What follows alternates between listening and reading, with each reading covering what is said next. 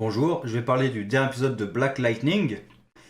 Donc, si je dis pas de bêtises, il doit en rester deux autres encore pour terminer la première série, la première saison, et une deuxième saison a déjà été commandée par CW, qui est plutôt une bonne nouvelle. Et alors, cet épisode était vraiment, pour moi, vraiment bien dans le sens où on fait revenir le conflit police et communauté noire. Avec Jefferson Pierce, qui est donc accusé à tort d'être trafiquant de drogue par un flic corrompu aux ordres de l'organisation gouvernementale qui cherche à créer des méta-humains dans la population parce qu'ils veulent le capturer, parce qu'ils pensent que c'est Black Lightning. Et donc tout l'épisode, il va subir les vexations de la police. Et alors, son ami détective et Gambi et sa famille vont essayer de démontrer qu'il est innocent.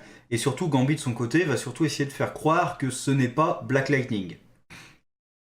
Alors, toute la partie justement avec la police, je trouve que voilà, c'est plutôt bien fait.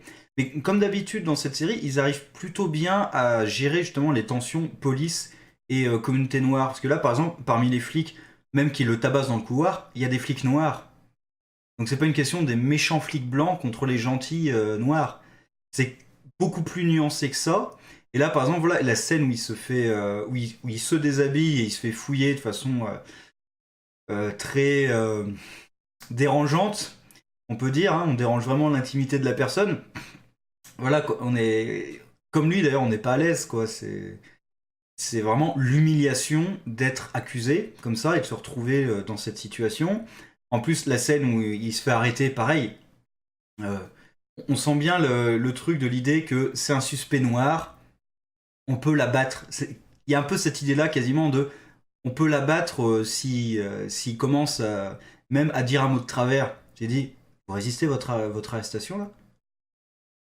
Donc là, il est obligé de se reprendre. Je ne résiste pas, j'obtempère.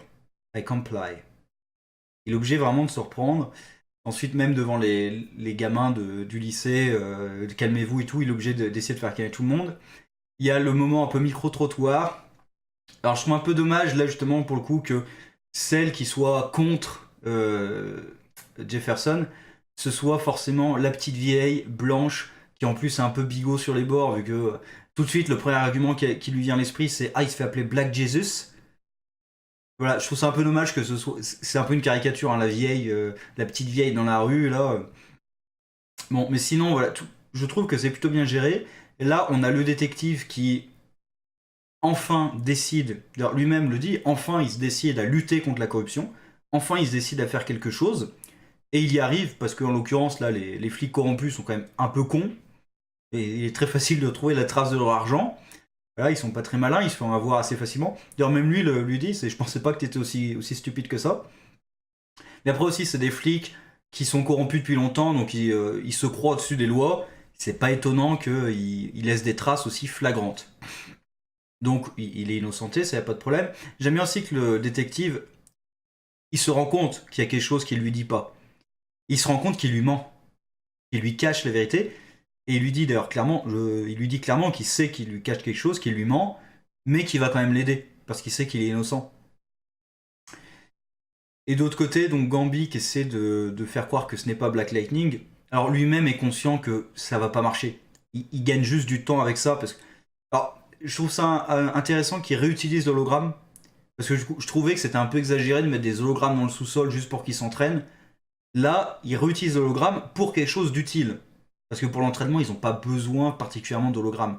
Donc là, voilà, il y a une technologie qu'ils ont mis en place, qu'ils utilisent. Donc ça, c'est plutôt un point positif. Et voilà, lui-même sait qu'ils vont juste gagner du temps, parce que de toute façon, même si l'organisation était convaincue que Pierce n'est pas Black Lightning, bah c'est quand même un moyen de pression sur Gambi. Et ils savent, enfin ils pensent que Gambi sait qui est Black Lightning. Donc même si Jefferson n'est pas Lightning, s'en prendre à lui, c'est un moyen de pression sur Gambi pour le faire parler. Donc au final, c'est pas si important que ça qu'ils croient que c'est Lightning ou pas. Ils peuvent s'en prendre à lui, même s'ils sont sûrs que c'est pas lui. Et d'ailleurs, il y a quelque chose aussi de à la fin qui est sympathique, c'est après toute cette histoire avec la police, on frappe à leur porte et là, juste un Odin, quelqu'un qui frappe à la porte tout de suite, Il y a la tension qui monte d'un coup auprès de tout le monde. Et on sent du coup une peur palpable. Donc voilà, je trouve ça très bien géré. Moi, j'ai toujours un petit problème avec la partie justement, on enlève des gamins qui ont des pouvoirs et tout, ce truc complot gouvernemental. Pour moi, ça fait beaucoup trop justement comics dans une série qui, à mon sens, partait beaucoup plus sur un niveau de gang, le niveau de la rue. Un héros dans la rue, contre des gangs, contre la corruption, les violences racistes, etc. Je m'attendais plutôt à ça, du coup, voir l'éruption d'un truc vraiment super héroïque, pardon, super héroïque, oui, je trouve le bon mot, ça me dérange un petit peu. Après, on va voir comment ça se termine. Et là, par exemple, il reste 2 épisodes, donc tout ce qui concerne Tobias, j'ai du mal à croire qu'ils vont régler ça en 2 épisodes. Lala, pareil, j'ai du mal à croire qu'ils vont régler ça en 2 épisodes. Donc j'ai l'impression que là, ils vont régler l'histoire de... Et encore, en 2 épisodes, est-ce qu'ils vont vraiment régler l'histoire du gouvernement? Ils vont certainement régler l'histoire du vice-principal, du vice-proviseur, pardon. Très certainement en 2 épisodes. Après, est-ce qu'ils vont régler l'histoire de carrément les enfants enlevés et tout? Je pense. Par contre, les gangs, ils vont mettre ça de côté, forcément. Là, dans cette saison-là, forcément, ils vont mettre ça de côté. Donc, ça sera dans la saison 2, je pense.